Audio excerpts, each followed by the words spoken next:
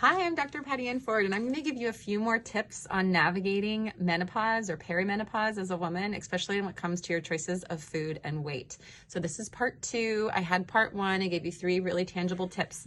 Some more tips that you can walk away with. I want you to try after a meal to see if you can do some sort of rest or relaxation. Now, I get in the United States, this is really hard for us to do. Sometimes we don't even pause to eat a lunch, and some of you are going to stop watching this video upon this recommendation, and that's okay. A lot of times in different cultures, there's actually naps after a meal to allow the body to digest properly. So infusing that into our Americanized culture, some ways you can do it is enjoying conversation with others, maybe a trusted friend or a coworker, any sort of music that you can listen to. There's different apps that can really help with the vagus nerve, kind of navigating into a calmer system, or maybe reading something that is mentally stimulating. Maybe that is relaxing for you, or a good book. So any way that you can kind of get into a relaxation phase that is going to help your digestion. Ultimately, in perimenopause, we're really trying to have a more balanced stress reaction. Doesn't mean you're not going to have any stress, but it's learning how to navigate it a little bit differently, and being aware of our emotional state will help with your dietary state.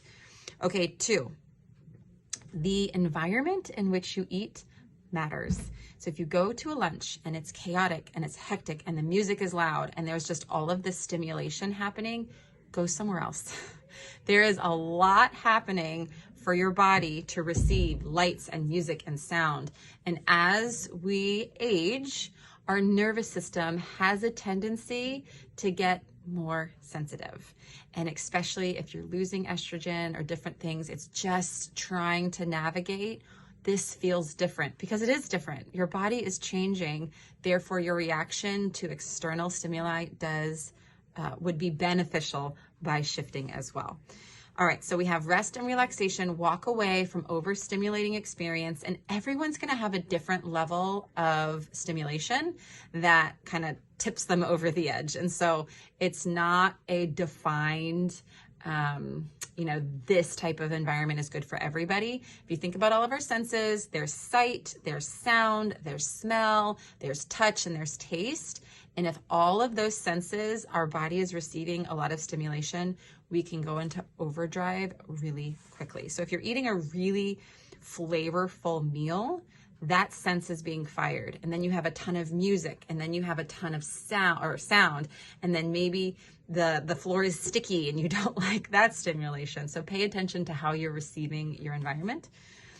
3rd, I want you to think about the lighting. Lighting makes a difference. I'm in this office right now. It's really awful lighting for video, but pay attention to lighting. This is very warm. I show up very yellow, but daylight is so good for all parts of our body, for grounding, for connecting to the ions in the atmosphere, so many different things.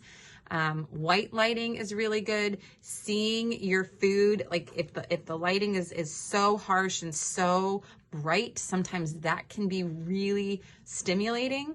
So pay attention to the lighting. Whether it's for video, warm is not good. For eating, potentially good. Where there's like candlelit or just kind of very relaxing, think of the ambiance, it does make a difference. Why am I talking about all of this?